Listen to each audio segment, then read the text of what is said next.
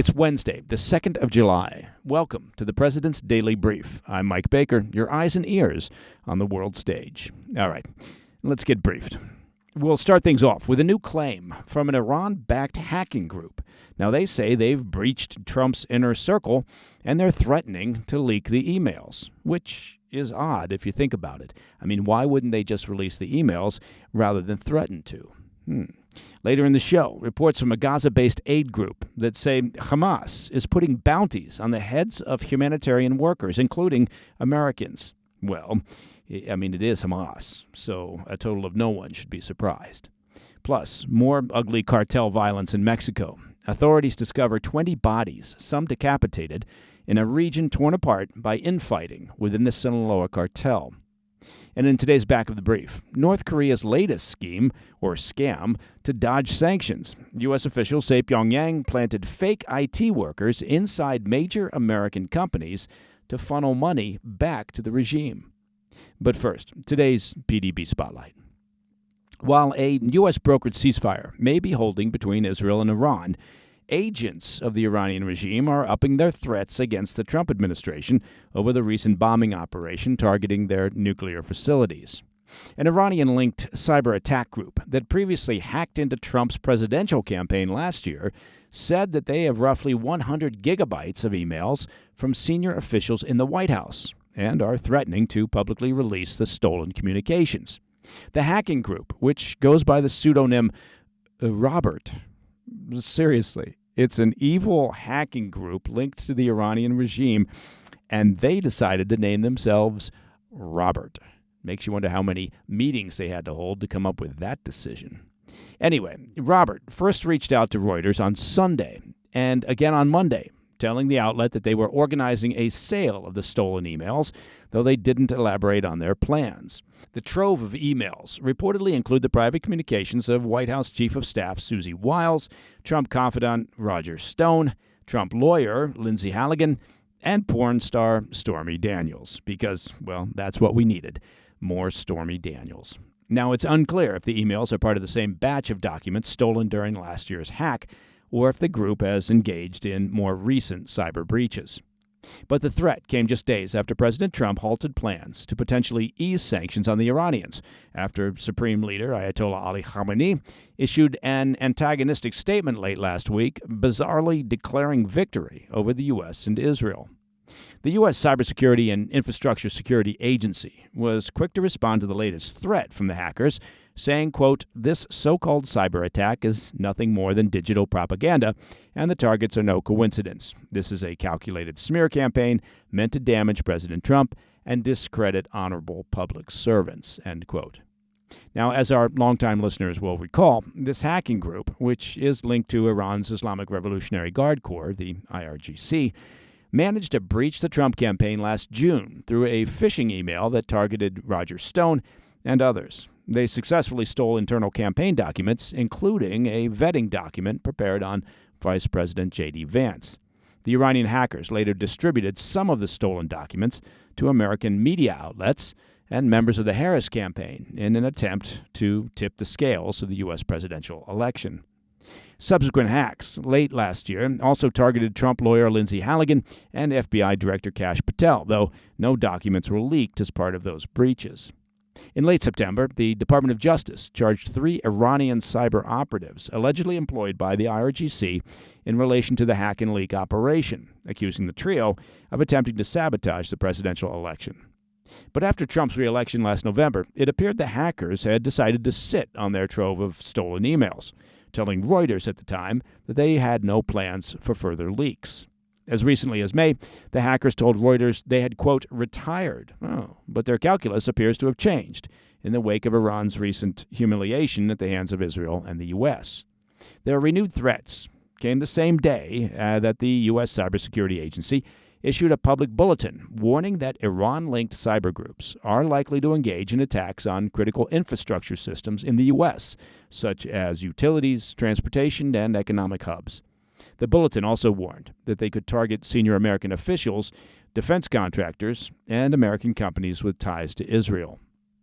Now, national security officials say the battered Iranian regime is looking for non-military ways to exact revenge on the U.S. over the strikes on their nuclear sites. Regarding the latest threat, an analyst on Iranian cyber espionage at the American Enterprise Institute told Reuters, quote, "A default explanation is that everyone's been ordered to use all the asymmetric stuff that they can that's not likely to trigger a resumption of major Israeli-U.S. military activity. Leaking a bunch more emails is not likely to do that," end quote. Okay, turning our attention slightly to the status of Iran's nuclear sites. While we still don't have an official damage assessment, it appears the Iranians are already working to access their facilities.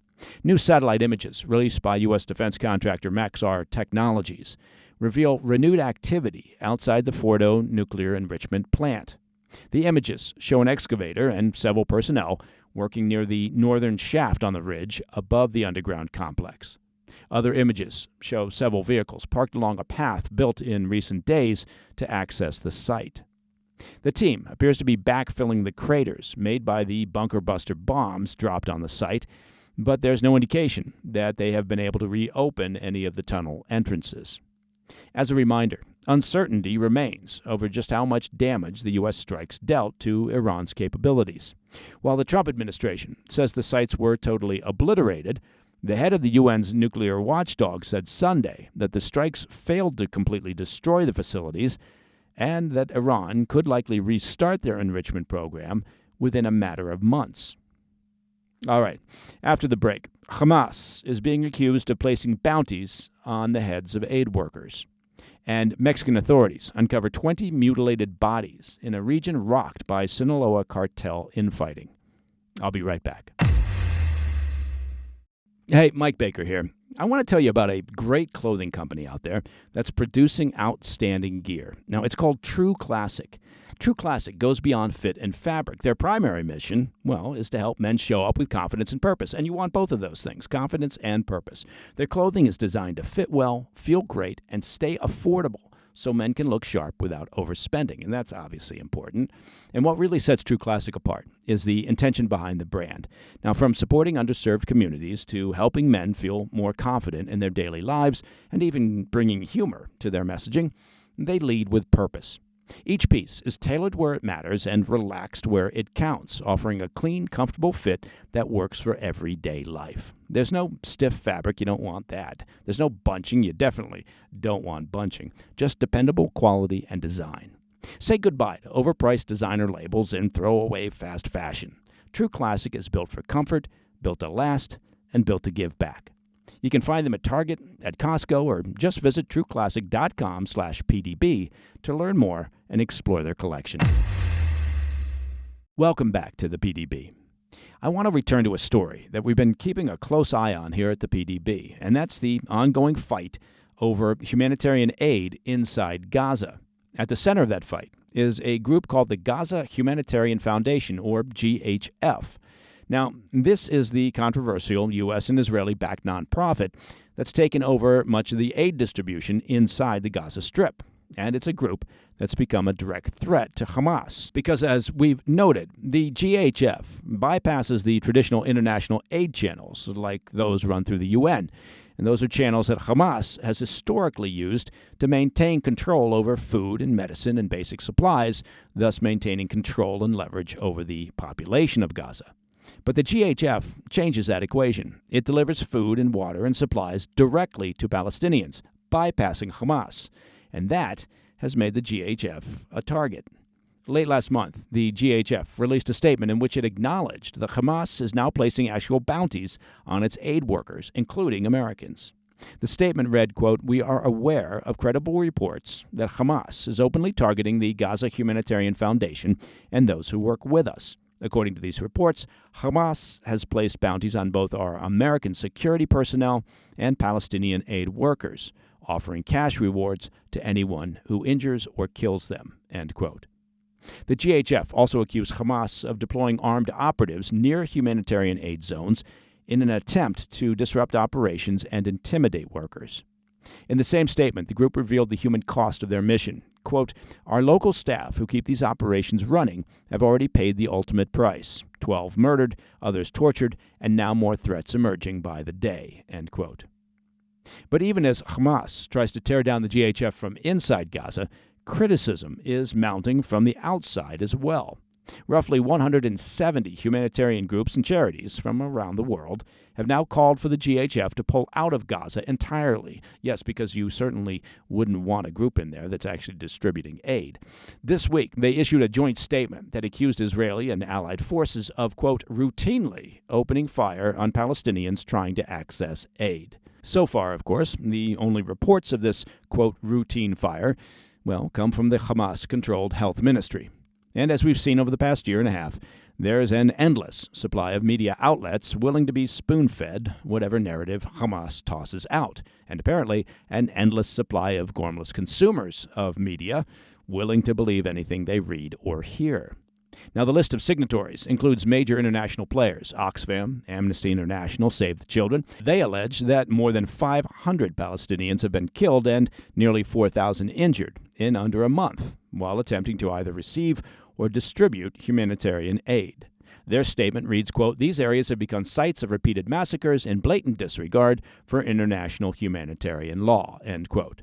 Now, you ask yourself, are those numbers and allegations accurate? Well, that depends on the source. As mentioned, many of the claims about Israeli troops firing on aid seekers come from Hamas-controlled Gaza Health Ministry personnel, and reports are often, as you might imagine, difficult to verify. Video evidence has been rare, and Israel maintains that most of these reports are largely bogus. The GHF, for its part, strongly denies that its own distribution zones are unsafe. They argue that attacks are happening in surrounding areas, and often because Hamas is intentionally drawing fire into those zones. Meanwhile, Israeli officials admit some troops have fired warning shots near aid sites, but say they're investigating reported incidents. They've also turned the blame back on Hamas, accusing the group of firing on its own people and then blaming the IDF. So, as both the humanitarian situation and the information war rage on in Gaza, the GHF remains a flashpoint. One group says it's saving lives. The other side calls it a front for military control. One thing, though, is clear. Any group that works to deliver aid directly to the citizens of Gaza, thus bypassing Hamas and taking away their leverage and control over aid distribution, risk drawing fire, both figuratively and literally. All right, turning now to Mexico. Authorities have discovered 20 mutilated bodies this week in an unmistakable sign of the escalating internal war between factions of the Sinaloa cartel. Among the dead were 4 decapitated corpses dumped on a highway bridge and 16 more bodies packed inside an abandoned vehicle. A bag at the scene contained 5 human heads. According to local Mexican media, several of the headless corpses had been strung upside down from the bridge by their legs. That's a macabre tactic long employed by cartels to terrorize the public and project dominance, though this particular detail for this occasion has not been confirmed yet by prosecutors. A written message was also reportedly left at the scene, apparently signed by one of the warring factions. As of now, its contents remain undisclosed. The Sinaloa State Prosecutor's Office confirmed all 20 victims had gunshot wounds. In a statement later in the day, a Sinaloa state government spokesman condemned the killings, well, that's good, calling for a reevaluation of Mexico's current security strategy. Yeah, well, that could be a good idea. His statement read, quote, "Military and police forces are working together to reestablish total peace in Sinaloa." Now, the massacre comes amid intensifying bloodshed between rival wings of the Sinaloa cartel. That's a once unified drug trafficking empire that's now split. The fracture follows last year's high-profile U.S. capture of the cartel's co-founder, Ismael Zambada, who goes by the name El Mayo. Zambada claims he was abducted in Mexico by operatives loyal to Joaquin El Chapo Guzman's sons, collectively known as Los Chapitos, and forcibly handed over to U.S. authorities. That abduction lit a match beneath an already unstable hierarchy, triggering a wave of retaliatory killings between factions loyal to Zambada and those aligned with the Chapitos. Some of our PDB listeners may recall that Los Chapitos were the subject of a sweeping U.S. Justice Department indictment in 2023, which accused them of brutal violence. That indictment cited Chapitos feeding victims both dead and alive to pet tigers, torture via corkscrews and electric shocks, and raw chili peppers used as weapons of pain. U.S. prosecutors said the faction not only used brutality as a tool, but glorified it. So far, the feud has left more than 1,200 people dead in Sinaloa alone. That's according to Mexican government figures. Nationwide, now listen to this, nationwide cartel violence in Mexico has claimed nearly 500,000 lives and left over 120,000 others missing since 2006. Back in February, President Trump formally designated the Sinaloa cartel a foreign terrorist organization. That expands the legal toolkit available to U.S. law enforcement and intelligence agencies targeting cartel networks and their financial operations at home and abroad. But still, in recent months, corpses have become a form of messaging between the Chapitos and Zambada's old guard loyalists. Bodies have been theatrically staged holding pizza boxes or draped in sombreros or stabbed with kitchen knives, symbols now associated with the warring factions as part performative art and part warning. All right, coming up next in the back of the brief, a massive fraud scheme brought to you by Kim Jong Un's North Korean regime. North Korean operatives, posing as remote IT workers, infiltrated Fortune 500 firms and sent their profits back to Kim. I'll have those details next. Hey, Mike Baker here. Well, one of America's greatest holidays, of course, I'm talking about the 4th of July, is almost here. It's true. It's right around the corner. And this Independence Day, do your family and friends a favor, right? Fire up that grill. By all means, get that grill fired up. But when you do, declare your freedom from just average grocery store beef. You want the best beef for that grill, right? So you got to make it Tri-Tails. Look, Tri-Tails Beef is a real Texas family-run ranch, not some corporate meat factory. They raise pasture-raised, grain-finished black Angus cattle, and they ship it straight from their ranch to your front door. It's that simple. There's no middlemen. There's no shrink-wrapped nonsense. Just real American beef from folks who still believe in doing things the right way. And right now, when you order their Freedom Box, they'll throw in a free ribeye. Look, it's officially grilling season. Do it right with Tri-Tails Beef. Go to trybeef.com/PDB. That's trybeef.com/PDB. Tri-Tails, because you and your family deserve the best. In today's Back of the Brief, we turn to North Korea, which is getting more creative in their attempts to illicitly fund their weapons program and regime, deploying an army of IT operatives to steal from U.S. Fortune 500 companies and defense contractors. The Department of Justice unveiled indictments on Monday against 9 North Korean agents, including one residing in New Jersey, in connection with a sprawling cyber espionage network used to infiltrate and defraud U.S. companies by using stolen identities to pose as remote IT workers. Between 2021 and 2024, their operatives were able to use compromised identities of more than 80 U.S. citizens to gain roles at more than 100 U.S. companies. These operatives then used their access to generate millions of dollars in revenue that was funneled back into the Hermit Kingdom.